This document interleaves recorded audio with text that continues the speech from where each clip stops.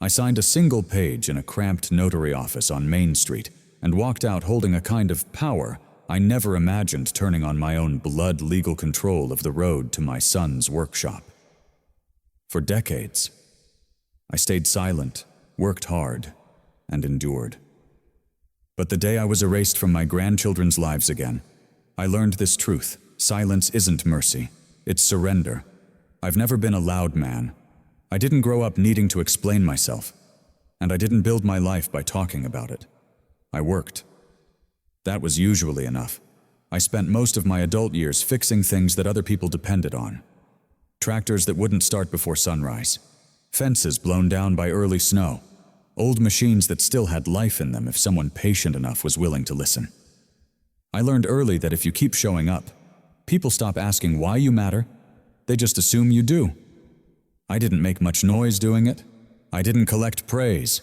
I didn't keep track of favors. In a small mountain town like ours, that kind of accounting never ends well. You help because it needs doing. You stay because it's home. When Evan was growing up, I taught him the same way I lived. Don't cut corners. Don't borrow respect. Don't talk about what you're owed. If you build something solid, it will hold. Maybe not today, maybe not loudly, but it will hold. When he married Melissa, and they had Lily and Noah, nothing about that changed for me. I didn't ask for titles. I didn't expect to be consulted. I just adjusted my schedule. I picked the kids up when their parents were stuck at work. I fixed the latch on the back gate so Noah wouldn't wander. I replaced the worn step on the porch after Lily tripped on it once. I watched them on afternoons when daycare closed early and evenings when plans ran late. No announcements, no speeches, just time. If something broke, I fixed it. If something needed watching, I stayed. If help was needed, I was already there. I never asked to be thanked. That wasn't the point. I didn't need applause to know what I was doing mattered. I thought presence was enough. I thought consistency spoke for itself. I didn't want to be treated like a hero.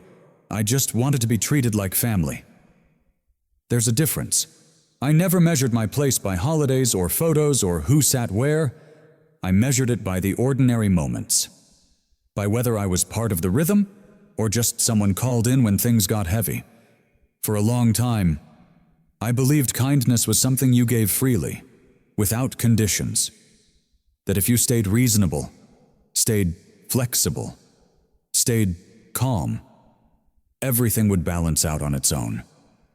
What I didn't understand back then was that kindness doesn't automatically teach people where the line is.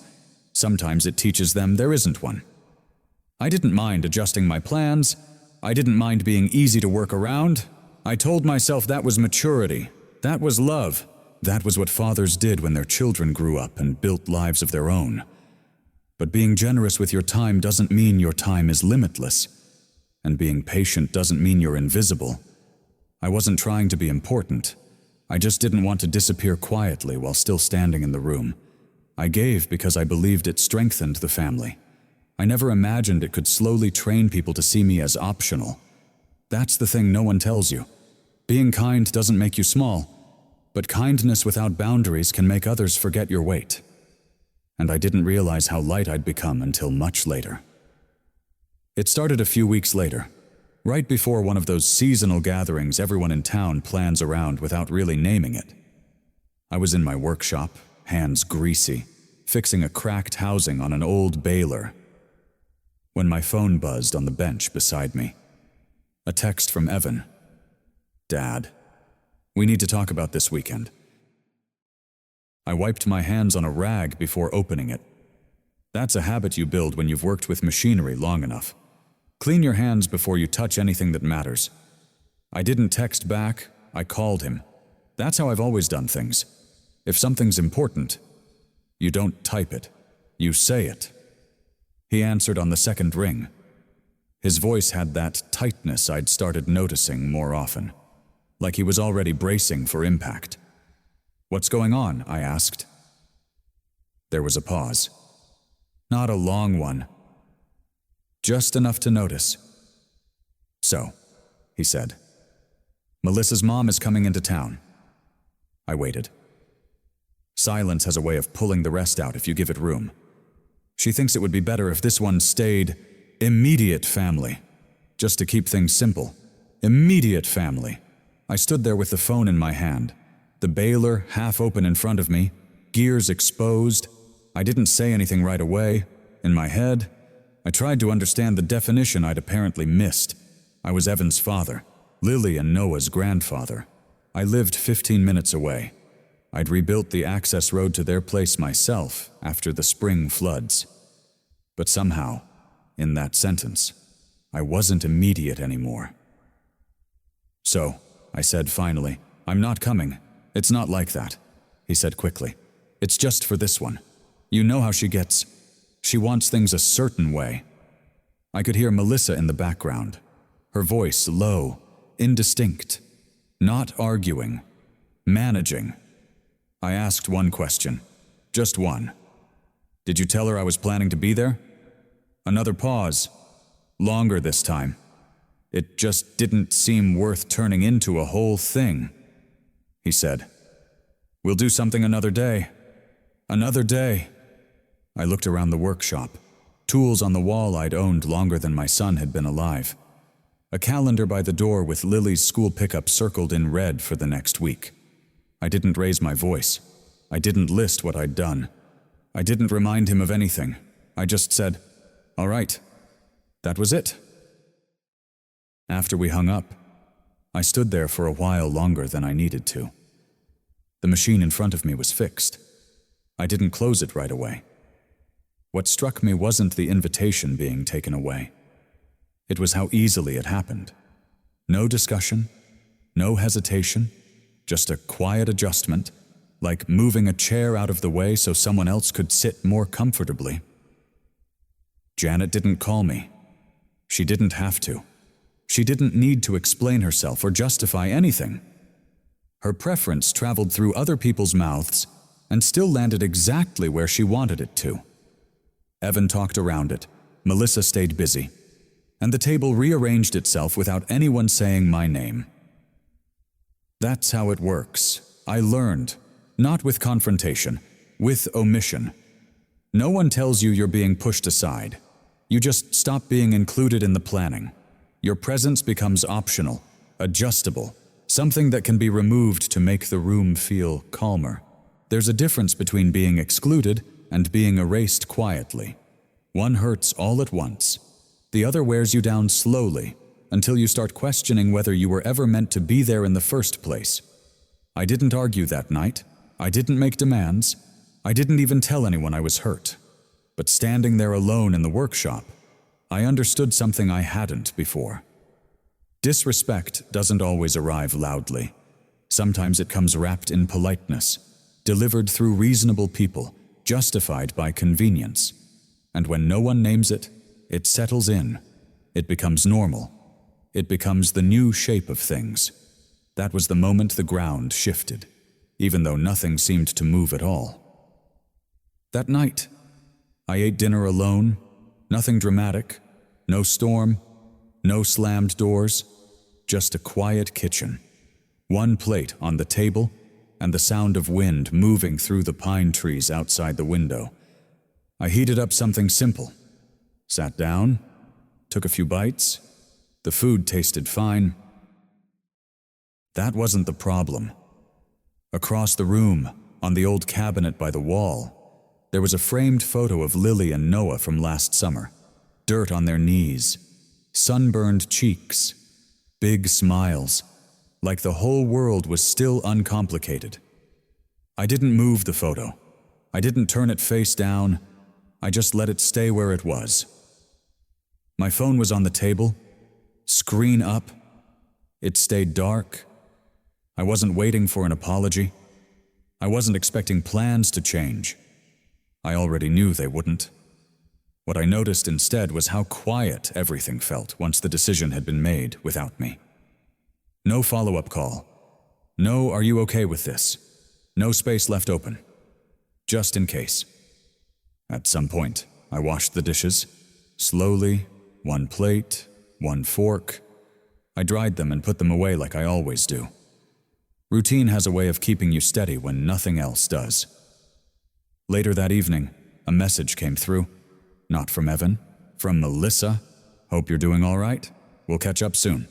That was it. No reference to what had happened. No mention of the weekend. Just a check-in that felt more like closing a door gently than opening one. I stared at the screen for a few seconds longer than I needed to. The words themselves didn't hurt. They were polite, reasonable. Even if you showed them to anyone else, they'd probably say, "That seems nice enough." But that wasn't what landed. What landed was the position behind them. I wasn't someone whose presence needed to be explained anymore. I was someone who could be informed, after the fact, if convenient. There's a difference between being told no and being told nothing. One is a decision, the other is a signal. I didn't reply right away. Not because I was angry, but because I didn't know what role I was supposed to play in that exchange. Was I meant to reassure her, to say I understood? To make it easier for everyone else to move on? I set the phone down instead. That night stretched out. The house made its usual sounds. Pipes settling. Wood creaking as the temperature dropped. All familiar. All steady. What wasn't steady anymore was my sense of where I stood. It wasn't about the gathering itself. I'd missed plenty of things over the years. Weather, work, life. That wasn't new. What was new was the quiet agreement that my absence didn't require discussion, that I could be removed from the picture to make things smoother, and the system would continue just fine. No one had yelled at me. No one had accused me of anything. No one had said I didn't belong. They didn't have to. Being forgotten does a different kind of damage than being confronted. When someone is angry with you, at least they see you. When they work around you, it tells you exactly how much space you're allowed to take up. And that space had gotten very small. I sat there thinking about all the times I'd adjusted my own plans without mentioning it, the pickups I'd rearranged, the weekends I'd kept open just in case, the assumption that flexibility was a sign of love. I realized something then that I hadn't let myself say out loud before. No one was punishing me. They were just comfortable without me. And that understanding hit harder than any argument ever could. Because arguments end. Silence settles. It rewrites the rules quietly, until one day you look up and realize you're no longer part of the decision-making at all. You're a background option, a safety net, someone to be appreciated in hindsight, not considered in advance. I didn't cry that night. I didn't pace. I didn't call anyone to talk it through. I just sat with the knowledge that being easy to overlook can be more painful than being openly rejected. When someone yells at you, you know where you stand. When they stop checking whether you'll be there, you learn something else entirely. That was the aftershock. Not loud, not sudden, just the slow understanding that in the structure of this family, I had become optional. And once you see that clearly, you can't unsee it. The next morning, I opened my workshop like I always did, rolled up the door, let the cold air in, put the kettle on, same routine, same quiet. I didn't call Evan. I didn't send a long message. I didn't ask for an explanation that I already knew would come wrapped in polite words. Instead, I walked to the old bench by the window and pulled out a small spiral notebook I used for job notes. Oil changes, belt replacements, parts I needed to order. I flipped to the back. The pages were blank. I wrote the date at the top, then I wrote one line, canceled, seasonal family gathering. Just easier this way. I stared at it for a second. Not because the sentence was dramatic, because it looked too clean, like it belonged to someone else's life. That afternoon, Evan texted like nothing had cracked. "Dad, any chance you can swing by this weekend? The back gate's sticking and the kids' bikes need a tune-up. No mention of the gathering. No, sorry. Just a request. Dropped into my day like a normal errand." I replied, What time I wrote it down under yesterday's line. Saturday, gate, bikes. Saturday came. I drove over with a toolbox in the truck bed. Lily and Noah ran out, smiling, grabbing my hands like I'd never missed a thing. Melissa waved from the porch. Evan met me in the yard and pointed at the gate like it was the main issue in the world. I fixed what needed fixing. I did what I always did. Helping my son wasn't a transaction.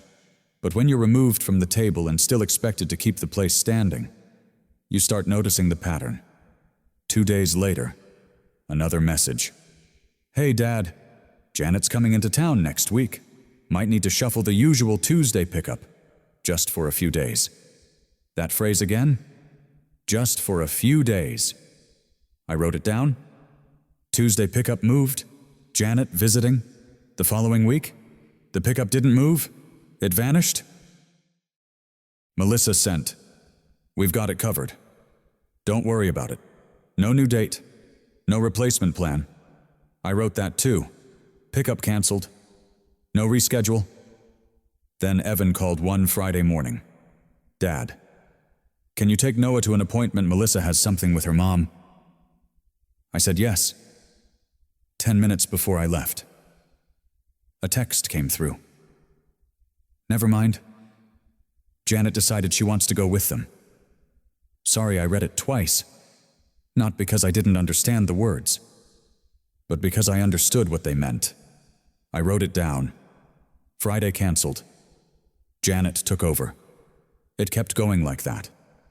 A dinner planned, pushed back an hour, then pushed to another weekend, then dropped. A promise that the kids would stop by after school, turned into they fell asleep, turned into silence. A request for help with something broken, timed perfectly for when Evan needed it, then nothing when the family had time to breathe. Every change came with the same soft wrapping. Just a few days. Don't take it personally. You know how she is. And because I was the one who didn't yell, I was the one who got adjusted. After a month, the notebook wasn't blank anymore. It looked like a maintenance log. Only it wasn't machines breaking down. It was me being moved around. There's a phrase for it. I didn't know it back then, but I know it now. Invisible devaluation. It's when nobody says you're unwanted, because that would sound cruel. They just stop building you into the plan. You're still alive, still close, still family, but your place becomes flexible, optional, negotiable. And the more you accept that flexibility, the more permanent it becomes. One evening, I sat at the bench and read the pages from the top. Canceled, moved, rescheduled, dropped, replaced. It wasn't one gathering. It wasn't one awkward week. It was a structure. Evan didn't have to hate me for this to happen. He just had to choose the path of least resistance, over and over again. And I was the resistance that moved. It settled in my chest. Quiet, heavy, undeniable tonight. I closed the notebook and slid it back into the drawer. Not to hide it, to keep it. Because for the first time, I understood something simple. Being the easiest person in the room doesn't make you the most loved. It just makes you the easiest to sacrifice. Evan finally said it out loud on a quiet Wednesday evening. Not as a confession, more like a release. We were standing in the workshop. I was tightening a bolt on an old mower blade. He leaned against the doorframe, arms crossed, eyes on the floor. "Dad," he said, "it's not that I don't want you there. I kept working." He went on. "It's just, when I push back on Janet, everything at home blows up. Melissa gets tense. The kids feel it. The house isn't peaceful for days." I nodded once. That part. I understood. He took a breath. "So sometimes it feels easier to just adjust things, move a plan, skip a visit, keep the peace." He said it like he'd practiced it in his head, like he'd been waiting for someone to tell him it made sense. I shut off the machine and wiped my hands. Easier for who I asked. He didn't answer right away. That's what I mean, he said finally. It's not personal. It's just the fastest way to keep things calm. Fastest. I looked at him then, really looked. He wasn't cruel. He wasn't smug. He looked tired, like someone who'd been running from room to room, trying to keep plates from falling. I believed him when he said he wasn't doing it to hurt me. But belief doesn't erase impact. Son, I said, I get wanting your house quiet. I spent half my life fixing machines because they were simpler than people. A small smile crossed his face. Then it faded. But listen carefully, I said. Quiet doesn't mean fair. And peace that only exists because someone else absorbs the tension isn't peace. He shifted his weight. I'm not choosing her over you, he said quickly. I know. I said, that's the problem. He frowned. You're not choosing. I continued. You're deferring, over and over. And every time you defer, the cost doesn't disappear. It just gets assigned. I walked to the bench and picked up the notebook. I didn't open it. I didn't need to. You don't tell Janet no, I said. So Melissa carries the stress. You don't push back on Melissa. So I carry the adjustment. He swallowed. That adjustment, I said, isn't small. It's time, it's presence, it's being counted. He looked up then. Dad, I didn't mean for it to turn into that. I know, I said again, but intention doesn't stop accumulation. Silence settled between us. Not angry, heavy. I just don't want fights, he said. Every time I push back, it turns into days of tension. I'm exhausted. There it was. Not defiance, fatigue. I believed him when he said he was tired. I believed him when he said he felt stuck between two sides that both wanted something from him. But being tired doesn't give you permission to outsource the cost of your choices. I set the notebook down. Evan, I said, when you choose easier every time, you're not avoiding conflict. You're relocating it. He stared at the floor. And you're relocating it to the one person who won't make noise about it. I continued. Because I won't yell, I won't cry, I won't threaten to leave. He didn't argue that. So, over time, I said, I stop being a father with a seat at the table. I become a variable. Something you can move around to stabilize the system. I paused, then said the sentence that had been sitting with me for weeks. You're transferring the cost of your marriage onto someone else. He looked up sharply. I'm not accusing you, I said calmly. I'm describing the math. The room felt smaller then.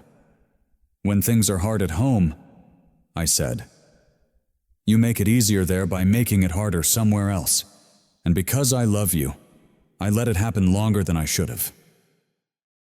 He rubbed his face with his hands. I didn't see it that way. He said, most people don't, I replied, especially when the person paying the price doesn't send an invoice. Another silence. I don't want to lose you, he said quietly. I softened my voice. You won't. But you will lose me if I keep shrinking to make other people comfortable. He nodded slowly. For the first time. I saw it land, not anger, not defensiveness, recognition. He wasn't a villain. He was a man who'd been choosing the shortest path through every storm. And he was starting to realize that the shortest path was cutting straight through someone he loved. That mattered. Because this wasn't the end of the conversation. It was the moment before the truth came fully into focus. The moment when avoidance stopped looking harmless and started looking expensive. After that conversation, I stopped talking. Not out of anger, out of clarity. For years, I'd tried to solve things with patience, with understanding, with giving people room to grow into better choices. That approach had limits, so I changed the approach. That night, I didn't replay the conversation in my head. I didn't draft follow-up texts. I didn't explain myself to anyone. I opened a file cabinet. Inside were things I hadn't touched in a long time. Deeds, surveys, old permits, handwritten notes from jobs I'd done decades ago. Paperwork most people ignore until it's too late. I spread them out on the workbench. The land, the workshop, the access road everyone used without thinking about who actually owned it. I wasn't looking for leverage, I was looking for accuracy. The next morning, I drove into town. First stop was the county office. I asked simple questions: where the boundary lines were officially drawn, what counted as shared access, what didn't. No emotion in my voice, just facts. The clerk pulled maps, highlighted sections, explained rules I already half knew but had never needed to enforce. Turns out, a lot of things people assume are understood are actually very specific on paper. I took notes. Then I called Frank. He'd been surveying land in this town longer than I'd been fixing engines. Hypothetically, I asked, if someone wanted to formalize usage rights on a property edge, what would that look like? He laughed. Hypothetically. Or because you finally got tired of being nice? I didn't answer. He gave me numbers anyway. Time frames, costs, the difference between informal access and legal access. Next call was to a guy at zoning, then another at permits. I asked about easements, about shared driveways, about what happens when a space that's been casually used suddenly needs to be defined.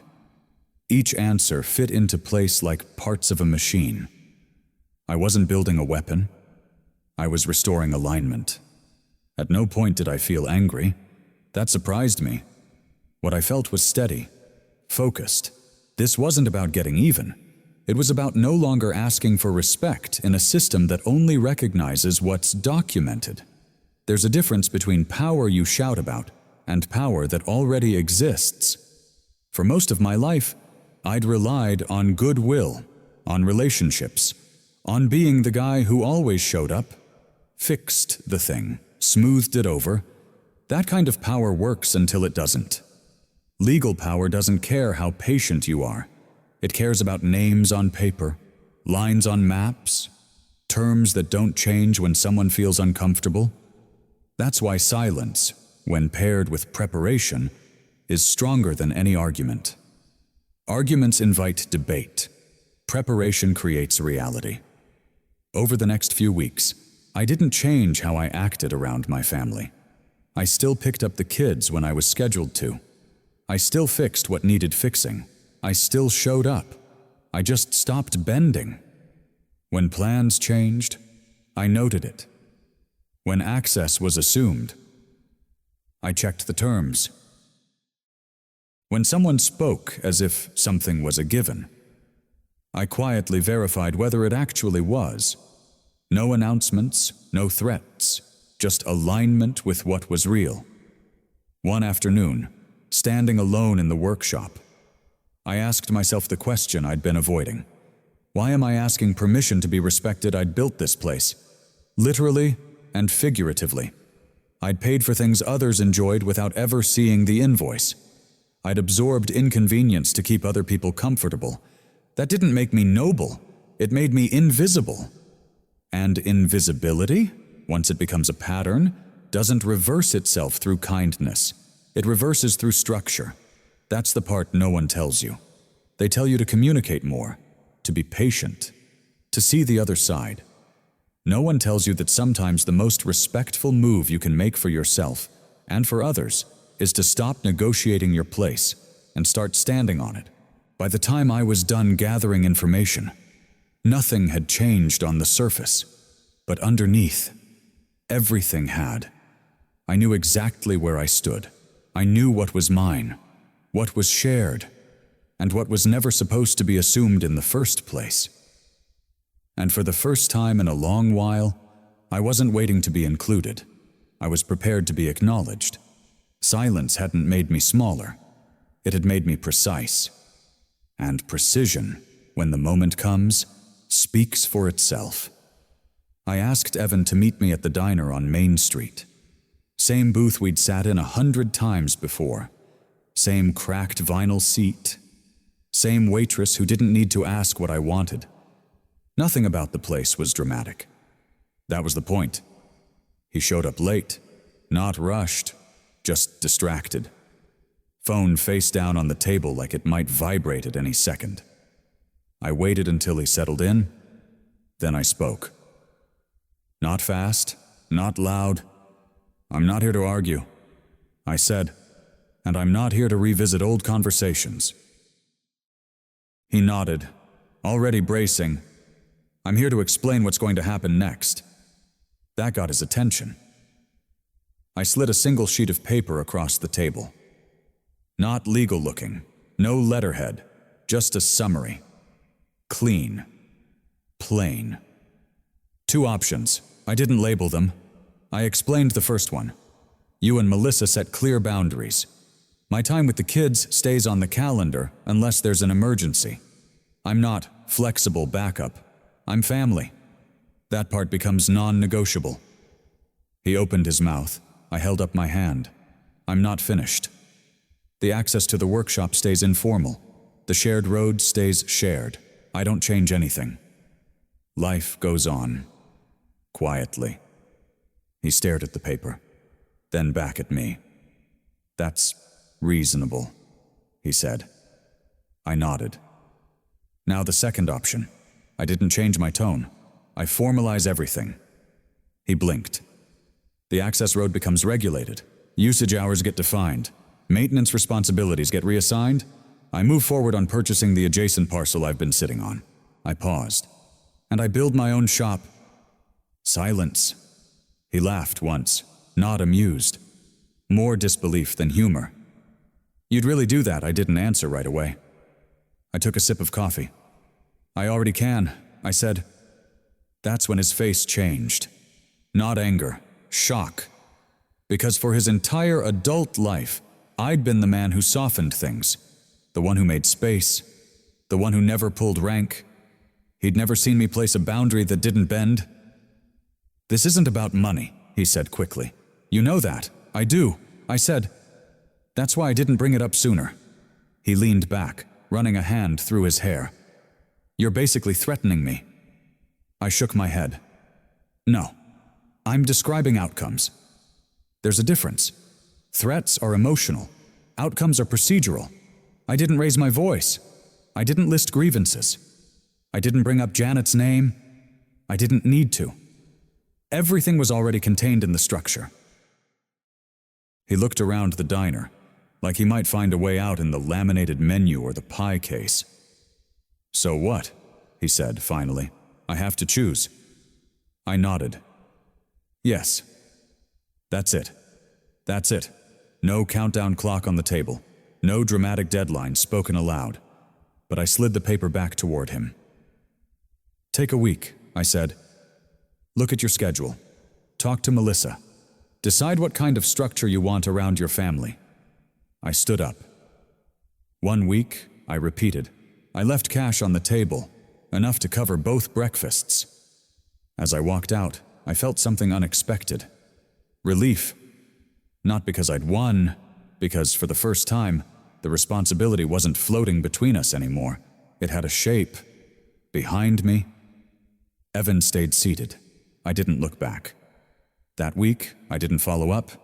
No reminders, no checking in, no softening the edges. That's the thing about real ultimatums. You don't decorate them, you state them, then you step back.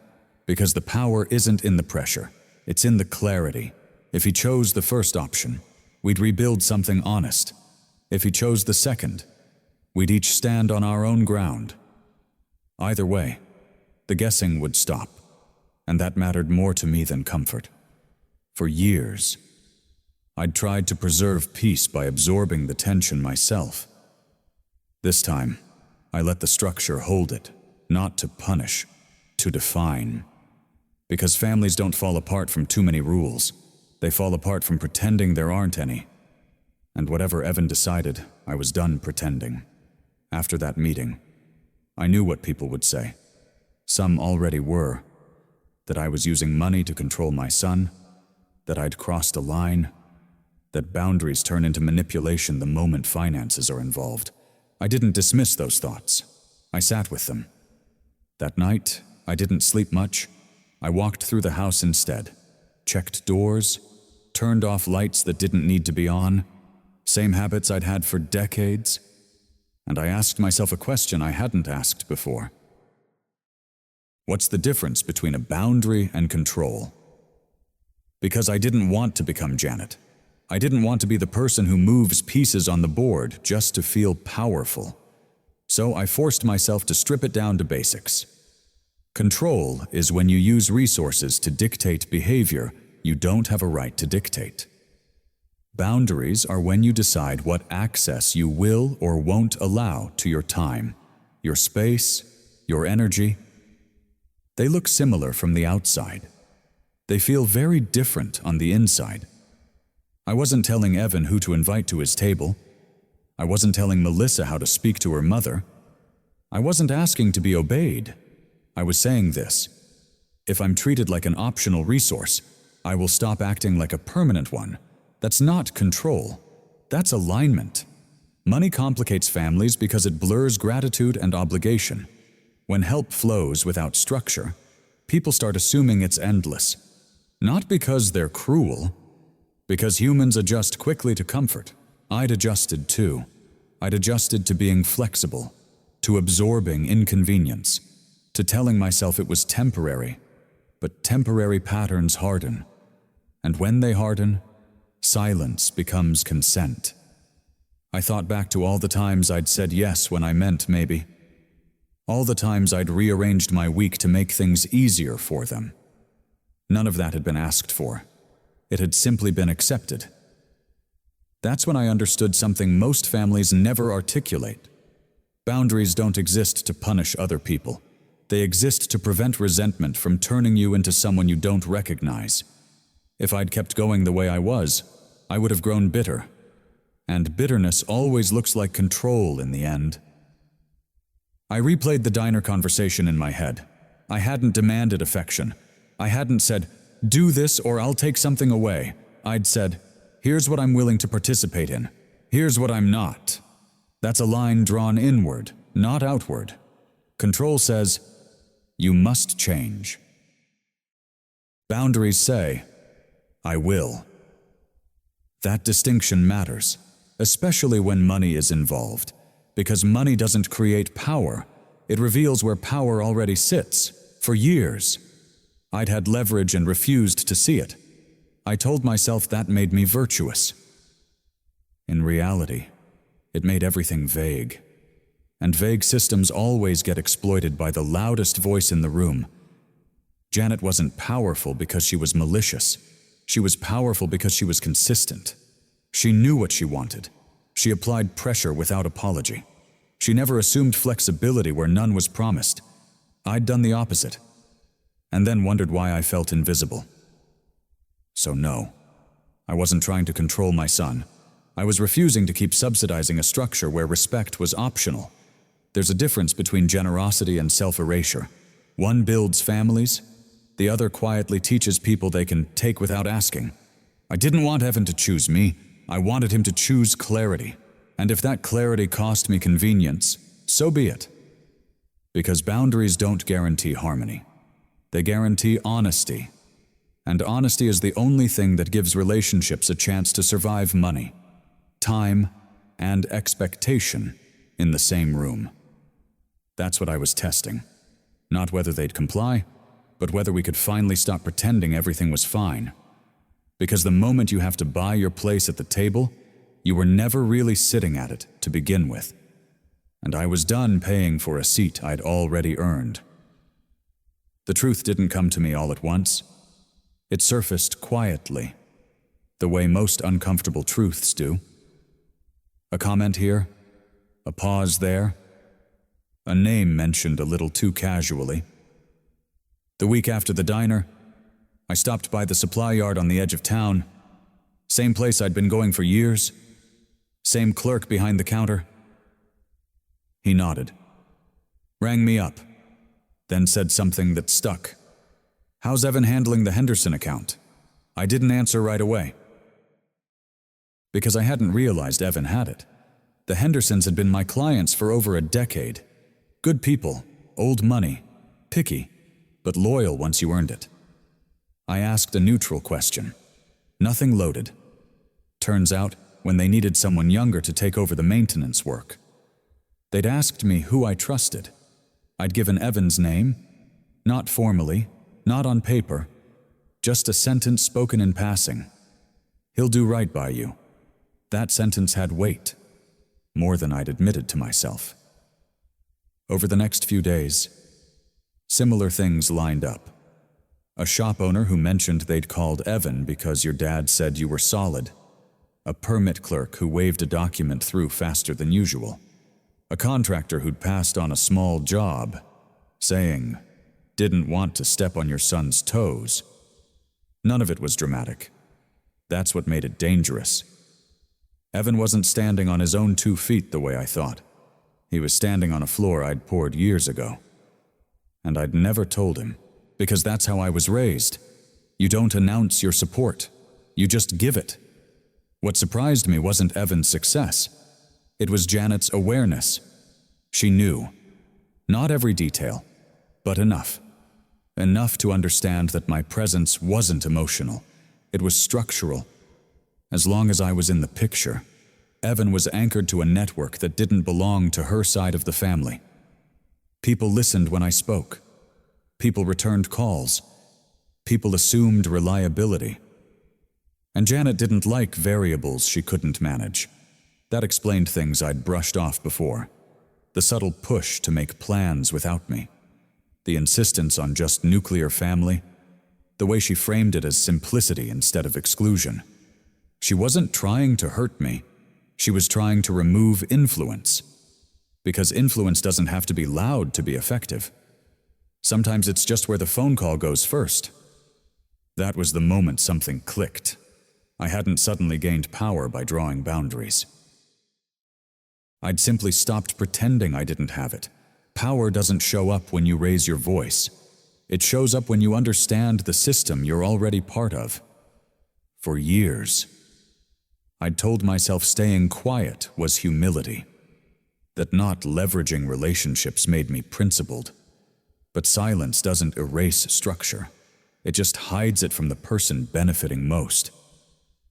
Evan didn't ask for this. That part matters. He never said, "Dad, put your name behind mine." I'd done it automatically, because that's what fathers do. They open doors without explaining the hinges. But when those doors start being used to shut you out, something has to be re-examined. This wasn't about contracts. It was about information. Who knows what? Who assumes what? Who benefits without realizing why? Janet understood one thing clearly. If Evan fully detached from me, his footing would shift, not collapse, but change. And she wanted that change on her terms. That's why she didn't confront me. She ignored me. Because ignoring someone with real leverage is safer than challenging them directly. Until it isn't. I thought back to all the times I'd told myself I didn't matter anymore. That I was just an extra. That my role was sentimental, not practical. I'd been wrong, and not in a flattering way. I hadn't lost relevance. I'd outsourced it, quietly, voluntarily. That realization didn't make me angry. It made me precise. Because once you see where the weight actually rests, you stop wasting energy pushing in the wrong places. I didn't need to prove anything. I didn't need to threaten. I just needed to stop pretending I was invisible. Evan's life wasn't built on my money. It was built on trust I'd transferred over time. Trust compounds. And like money, it doesn't disappear just because you stop checking the balance. I hadn't created leverage to punish anyone. I'd inherited it by being consistent for decades. The mistake wasn't having it. The mistake was never deciding how it should be used. So no, the ultimatum wasn't a power grab. It was an adjustment, a recalibration between what was happening quietly and what was being acknowledged openly. Power doesn't come from force. It comes from understanding the mechanisms already in motion. And once you understand them, silence stops being passive. It becomes a choice, one you make with your eyes open. That was the real twist. Not that I had influence, but that I'd had it all along and only just realized what it meant to stop carrying it alone. Evan didn't speak right away after that. We were sitting in my workshop, same bench, same oil stains on the floor, tools hanging where they'd always been. He kept his hands together, thumbs rubbing the same spot over and over. That's when I knew this wasn't about anger anymore. It was about fatigue. "I didn't mean for it to get like this," he said finally. Not an excuse, just a statement. Then he said the part he'd never said out loud. Every time he pushed back on Janet, it turned into days of tension. Silence at breakfast. Short answers. Long nights that felt like negotiations instead of rest. He learned something early in his marriage. Agreeing was faster. Not better, just faster. If he stayed quiet, things smoothed out. If he compromised, the house stayed calm. If he delayed, the conflict moved somewhere else, and somewhere else usually meant me. He wasn't choosing Janet over me. He was choosing the absence of war. That's the part people miss. Men like Evan don't avoid conflict because they're weak. They avoid it because they're exhausted. He told me he felt like he was always in the middle. One wrong word in either direction, and everything tipped. So he learned to redirect. He told himself I understood. He told himself I was flexible. He told himself I didn't mind. Those stories helped him sleep. I didn't interrupt him. Didn't correct the record. I waited until he ran out of air. Then I asked him one question. Not loud, not sharp. "If your mother were still alive," I said, "would you be letting this happen?" He didn't answer. He looked down at the floor, like he was seeing something he'd stepped over too many times. That silence wasn't guilt. It was recognition. Because he knew the answer. His mother wouldn't have fought Janet. She wouldn't have raised her voice. But she also wouldn't have disappeared, and he wouldn't have asked her to. That was the moment the problem shifted shape. This wasn't about Janet being controlling. It was about Evan avoiding being uncomfortable. He'd been paying for peace with other people's dignity. That's a quiet transaction. No one signs for it, no one announces it, but the cost adds up. Men in the middle don't feel powerful. They feel trapped. Pulled by loyalty on one side and obligation on the other, they convince themselves that choosing nothing is neutral. It isn't. Choosing nothing is still a choice. It just pushes the consequences downstream. Evan had spent years managing everyone else's reactions. What he hadn't managed was his own responsibility. I didn't tell him that. I didn't need to. His shoulders told the story before his mouth did. He said something else then. Softer. I didn't know how to stop it. That part was true. Avoidance works until it doesn't. It keeps things stable until the structure underneath starts to crack. And by the time you feel the shift, someone else has already been carrying the weight. In this case, that someone was me, not because I volunteered, but because I was convenient. Understanding that didn't make me feel righteous. It made me tired in a different way. Because once you see how avoidance spreads, you can't unsee it. It doesn't just affect parents, it affects children. It teaches them who matters and who absorbs discomfort quietly. I told Evan one thing before he left. I wasn't angry, but I wasn't going to keep paying for decisions I didn't make. Peace that depends on someone staying small isn't peace, it's postponement, and postponement always comes due. Evan nodded. Not in agreement, in acceptance. He wasn't suddenly brave, he wasn't suddenly decisive, but he understood something he hadn't before. Janet wasn't the only factor. And the cost of avoiding conflict wasn't invisible anymore. It had a face, it had a history, and it had limits. That conversation didn't fix everything, but it changed the direction of responsibility. And sometimes, that's the first real shift a man in the middle ever makes. Not choosing sides, choosing to stop disappearing. Melissa went first. She said being easy with me became habit, and fearing her mother became law. So she changed one thing. My time with the kids wouldn't be canceled. Then the test came. Janet called during dinner. Melissa answered calmly. No apology, no explanation. I didn't win, I got my place back. If this sounds familiar, share it forward.